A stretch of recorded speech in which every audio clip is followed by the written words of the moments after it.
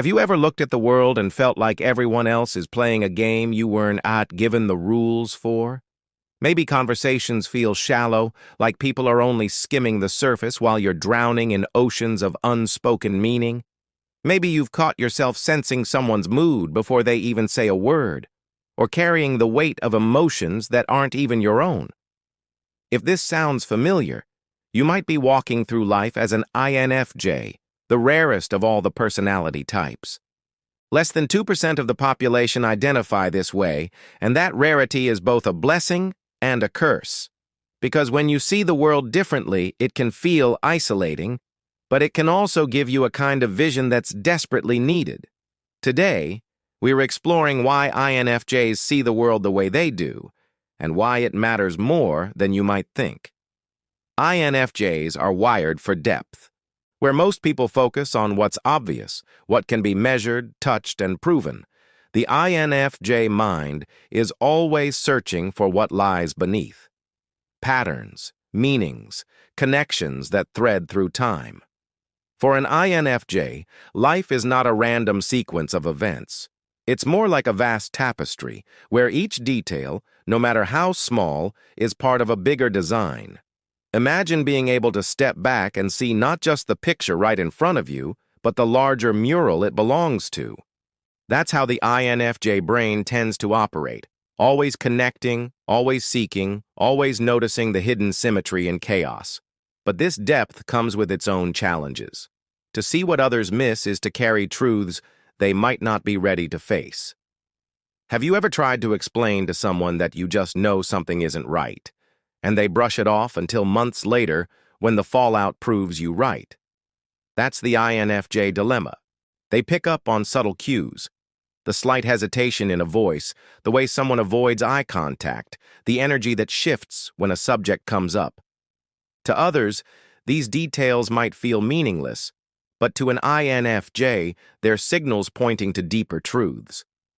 And when those truths finally surface, people sometimes call it intuition, almost mystical. But really, it's just a mind trained to see the unspoken. Still, being right doesn't always feel good. In fact, it can feel like a burden. INFJs are not interested in winning arguments or showing off their insights. They want understanding, harmony, and growth. They want to know that their vision is making life better for someone else, and when people dismiss their perspective or when they feel unseen, it can cut deeply. For an INFJ, not being understood is more painful than being disliked. It's like speaking a language no one else seems to hear. The empathy of an INFJ is often described as their superpower. But it's also their greatest struggle.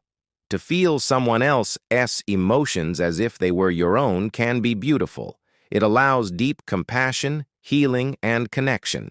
But it can also be overwhelming. Imagine walking through life as an emotional sponge, soaking up not just your own worries but also the unspoken pain of everyone around you. For an INFJ, that can make crowded places draining, toxic environments unbearable, and unresolved conflicts almost physically painful. They don't just notice negativity, they absorb it, carry it, and sometimes even blame themselves for it. This is why INFJs often need solitude. Alone time isn't a luxury for them, it's survival. It's how they wring out the sponge and find their balance again. But solitude comes at a cost, because while INFJs crave alone time, they also crave deep connection. It's a paradox that defines much of their life. They can be the most loyal, devoted friends, but they're also fiercely protective of their inner world. Opening up takes time. Trust is sacred. And when that trust is broken, INFJs don't usually explode in anger. They quietly shut the door. This defense mechanism has become infamous as the INFJ door slam. To outsiders, it may seem cold or sudden, but for an INFJ, it's the final act of self-preservation after giving far too many chances. They don't do it lightly, but once it's done, the silence is often permanent. So why does all of this matter? Why should we care that a small percentage of the world sees things differently? Because in times of noise and distraction, INFJs remind us of the importance of depth.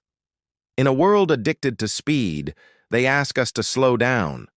In a culture obsessed with appearance, they invite us to look beneath the surface. And in an age of division, they quietly hold on to a vision of unity and meaning. Their perspective is not just rare, it's necessary. Think about the great visionaries of history, the ones who saw not just what was, but what could be.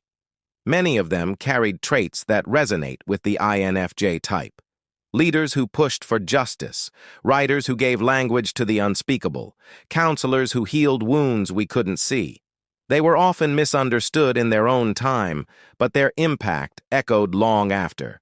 That is the INFJ story in miniature, quietly shaping the future while often going unnoticed in the present.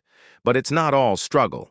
There is a unique joy to being an INFJ too. The joy of connecting with someone on a soul-deep level when small talk falls away and real conversation begins. The joy of creating art that speaks for those who can't find the words. The joy of mentoring, guiding, or simply listening in a way that makes another person feel truly seen. These are the moments when INFJs come alive, when their inner vision meets outer reality, and they feel the rare satisfaction of alignment between who they are and what the world needs. And yet, the INFJ's journey is often one of balance. Balancing empathy with boundaries, balancing vision with reality, balancing solitude with connection. When they get it right, INFJs become some of the most grounded and inspiring people you'll ever meet. They don't just dream, they act. They don't just care, they commit. And they don't just see the world differently, they help the rest of us see it too. If you are an INFJ, you probably know the mix of wonder and weariness that comes with your perspective. Some days it feels like a gift, other days a curse. But it's important to remember that the way you see the world is not an accident. It's part of your design. The world doesn't just need people who can hustle, argue, or entertain. It also needs those who can heal, envision, and quietly transform. That's the INFJ role. Not louder, not flashier, but deeper. And in the long run, depth is what endures. So why do INFJs see the world differently? Because they were never meant to skim the surface. They were meant to notice the unspoken, to connect the invisible dots, and to carry the vision that others forget. And why does it matter? Because without them, the world would lose its compass. The voices that remind us of meaning, the eyes that look beyond appearances, the hearts that carry not just their own burdens, but ours too. In their difference lies a kind of guidance, a way of reminding us that life is not just about what we see, but about what we understand. And maybe that's the greatest gift of all, that in a world full of noise, the rarest among us are the ones who remind us to listen. So here's the question. Do you see yourself in this? Or maybe someone you love? Share your story in the comments. I'd love to hear how this rare perspective shows up in your life. And if you want more deep dives into what makes each personality type unique, don't forget to subscribe. Because the more we understand each other, the more we understand the world we share.